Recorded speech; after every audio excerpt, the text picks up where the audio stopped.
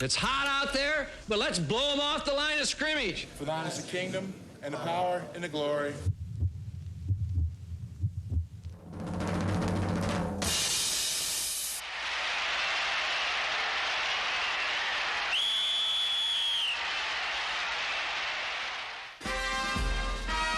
Football fans from Tallahassee to Timbuktu have been putting their chips on the fish.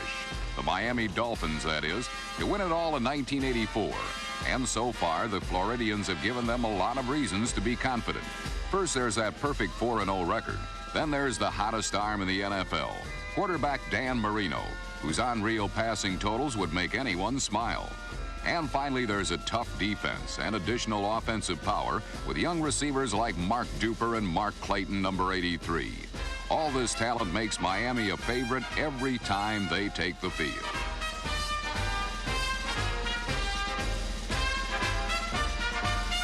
That's what worries St. Louis Cardinals coach Jim Hanifin, who has his team at 2-2. The Birds are usually slow seasonal starters, but a win today over a quality team like the Dolphins would remedy that. Casting the largest shadow of them all is St. Louis quarterback Neil Lomax, who, like Marino, is one of the best young passers in the league. If both are clicking, a plethora of points is likely, but history is going against the Cardinals. They've never beaten Miami in 4 previous outings. From Busch Stadium in St. Louis, the Big Red Line ushers in what will be an offensive feast. The Dolphins and Cardinals on the NFL Game of the Week.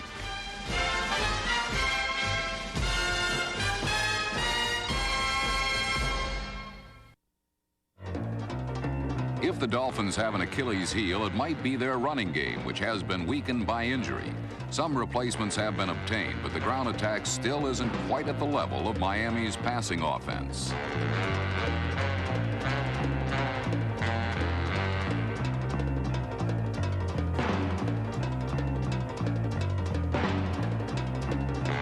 St. Louis stopped the Dolphin infantry and the rest of their offense for a good part of the first quarter, as Dan Marino probed and tested for the best way to move on the Cardinal defense.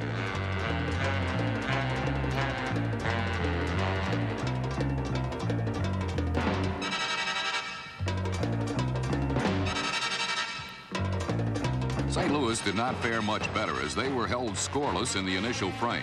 Their only play of any significant yardage was this completion from Neil Lomax to reserve tight end Greg LaFleur, number 89.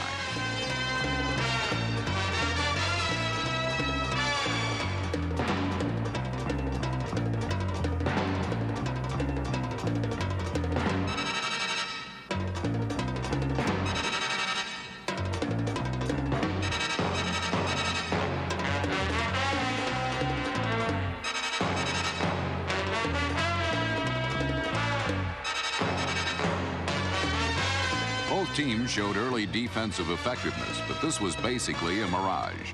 There would be nearly 1,000 yards of total offense by the time this one would end. And finally, the Dolphins started producing some of those numbers on the arm of Dan Marino.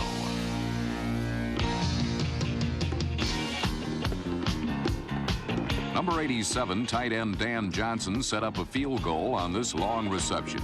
And then wide receiver Mark Super Duper, number 85, made the first of his many impressive catches to pave the way for another score.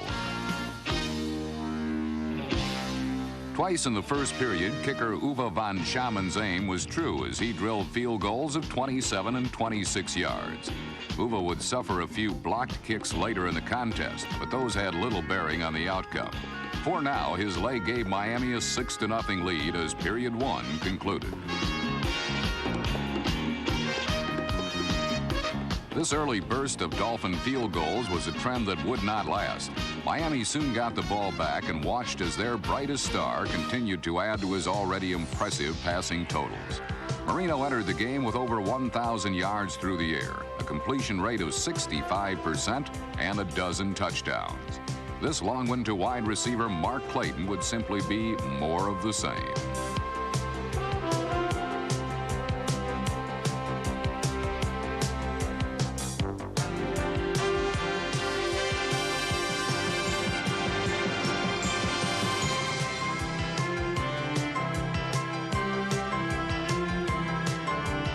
pass was good for 42 yards, and then Marino notched the first of many touchdowns with a connection to tight end Joe Rose, number 80.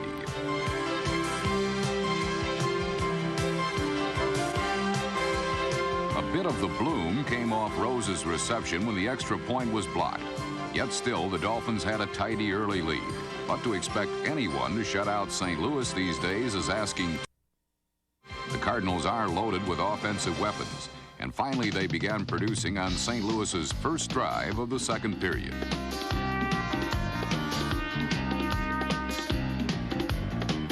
Tight end Doug Marsh got things rolling, and then Neil Lomax turned to St. Louis's now not-so-secret weapon, number 30, running back Stump Mitchell.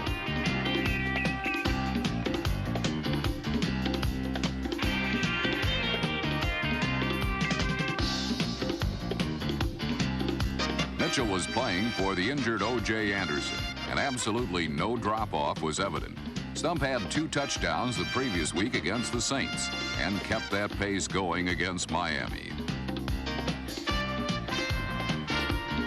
Stump accounted for 44 yards on the drive, then capped off his one-man show with the Cardinals' first score of the day.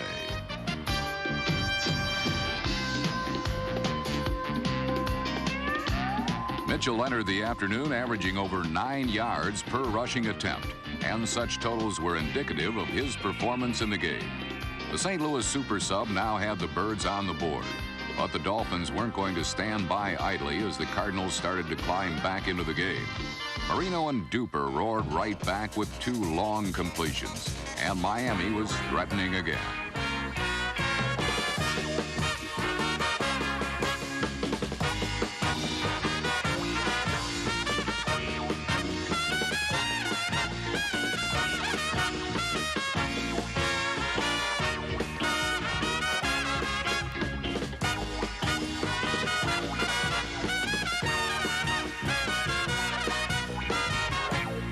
After Duper's daily double, Marino spotted Mark Clayton for a completion that put the Dolphins at the Cardinals' doorstep.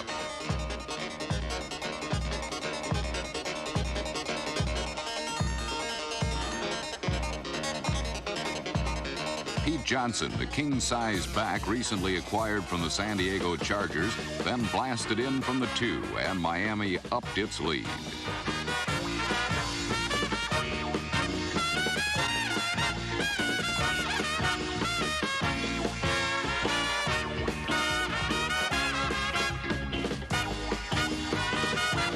It was the second touchdown in as many games for football's largest short yardage specialist, and it gave the Dolphins a 12-point advantage.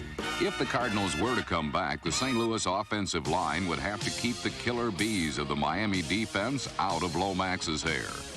Right tackle Tootie Robbins, number 63, won this particular battle with All-Pro defensive end Doug Betters, giving Lomax time to set up.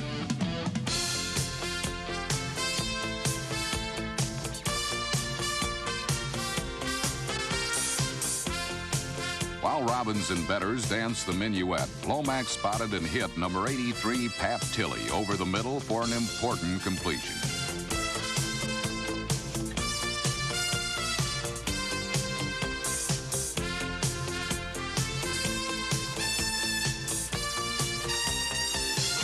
Tilley's gutsy grab was then followed by a pretty catch from fullback Earl Farrell, number 31.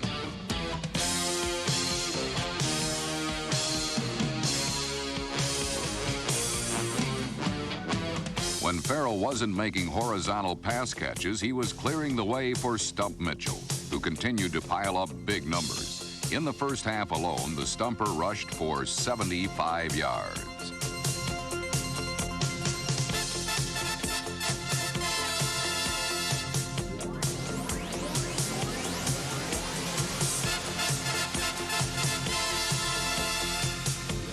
Finally, Lomax hit Doug Marsh on a crossing pattern, and the Cardinal tight end chugged it in for St. Louis's second touchdown.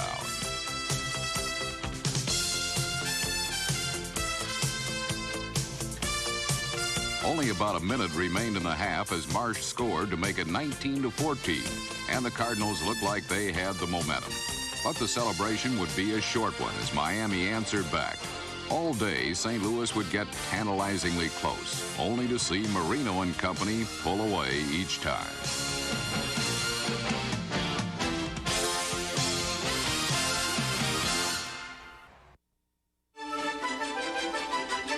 The Cardinals now appeared to be in good shape as the first half drew to a close.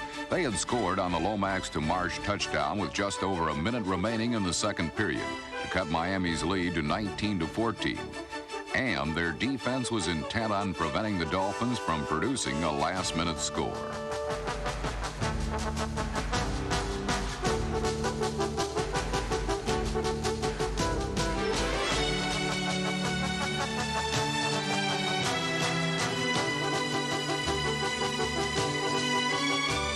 Number 59, Thomas Howard, dropped Tony Nathan for a loss, setting up a 3rd and 14 for Miami with 50 seconds left. But Dan Marino calmly drilled a sideline strike to Mark Duper. And then 2 plays later, the brilliant second-year quarterback went over 300 yards in the first half with a 29-yard touchdown to Mark Clayton.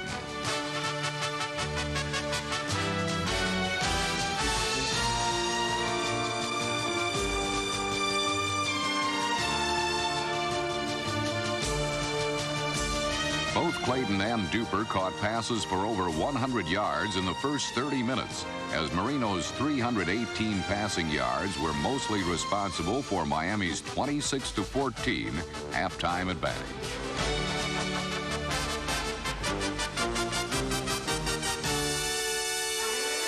The third quarter saw the Dolphins' offense continue to move the ball well against St. Louis. On Miami's first possession of the second half, Tony Nathan swept around the right side for 13 yards as the Dolphins went to their running game.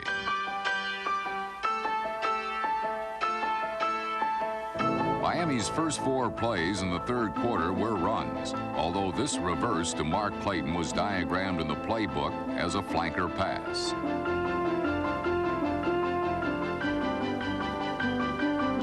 Following the improvisation, the second-year wide receiver, an 8th-round draft choice a year ago, went back to what he does best, catching passes thrown by fellow sophomore Marino.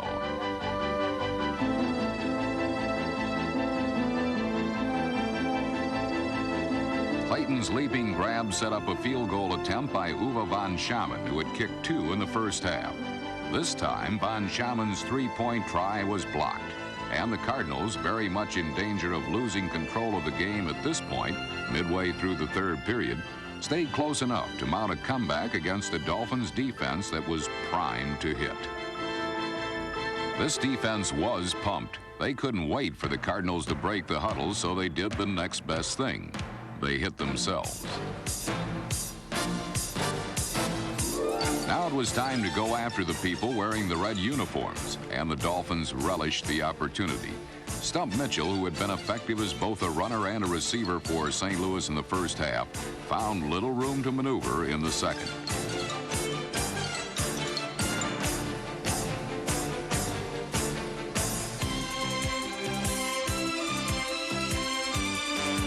But the rapidly improving Lomax found the openings, and the Cardinals' passing game matched the effectiveness of Miami's. While Marino threw to speedsters Duper and Clayton, Lomax went to Pat Tilley, the outstanding veteran possession receiver, and to his tight end Doug Marsh.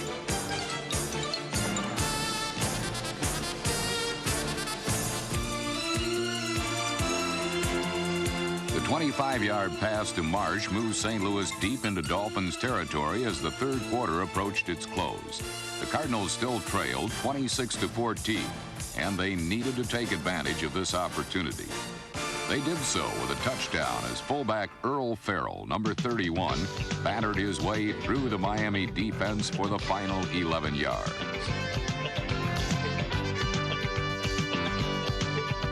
Farrell's score made it Miami 26, St. Louis 21. And for the second time in the game, the Cardinals had used a 10-play, 80-yard drive to cut the Dolphins' lead to 5. The touchdown was the result of strong blocking by the left side of St. Louis's offensive line. Farrell was never really challenged by the defense until he reached the goal line. And at that point, it was too late to stop the 215-pound fullback.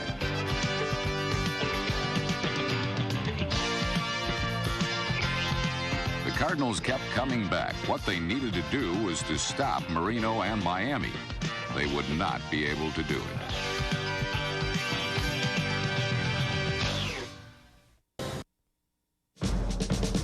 Miami's offensive line has been outstanding through the early part of the 1984 season. Coming into the game with the Cardinals, Marino had been sacked only once, and perhaps that, more than anything, had contributed to the success of the passing game.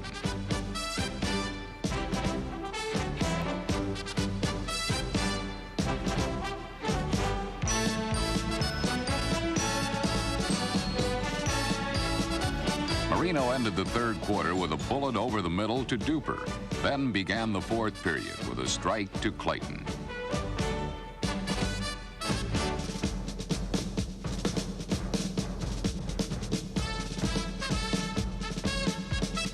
It was only a matter of time before the Dolphins scored again, and they did so on the seventh play of the drive. From the St. Louis 23-yard line, Marino dumped the ball off to Tony Nathan, who had nothing but daylight ahead of him as he streaked toward the end zone.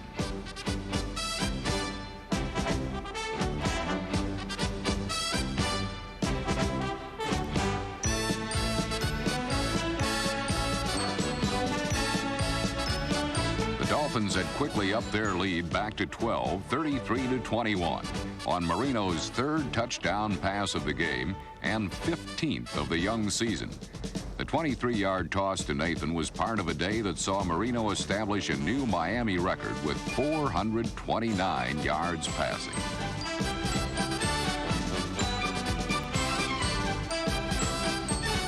Nearly 12 minutes remained in the game. The Cardinals were by no means out of it, but they no longer had time for sustained drives that took 7 or 8 minutes off the clock. They had to score quickly, and they got off to a good start on this Lomax to Tilley completion.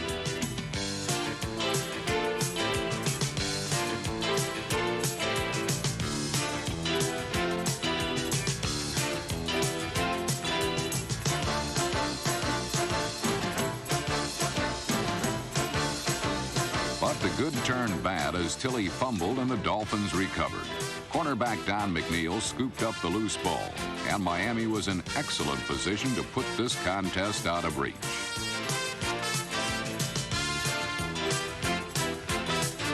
For a change, Marino could not get the Dolphins into the end zone, so Miami settled for Uwe von Schamen's third field goal of the game, this one from 27 yards. And with 7.5 minutes left in the final period, the Dolphins led 36-21.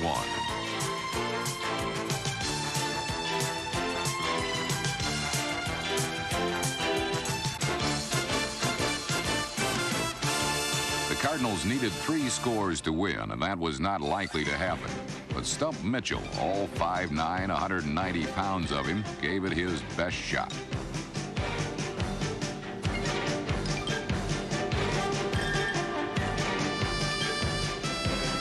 Mitchell would finish the contest with 109 yards rushing on 20 carries, and his second touchdown of the game, a 4-yard stroll around the left side, made it a 36-28 game.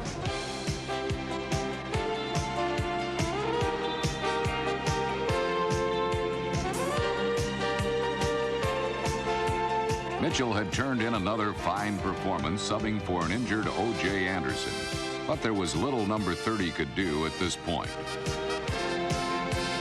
Only 3 minutes and 36 seconds remained. The Cardinals trailed Miami by the score of 36-28, and the Dolphins had the ball.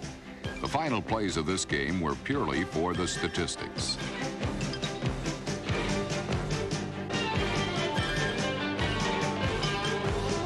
On a day that produced nearly 1,000 yards of total offense, including 429 passing yards by Dan Marino and 308 by Neil Lomax, the Miami Dolphins remain one of only 2 undefeated teams in the NFL.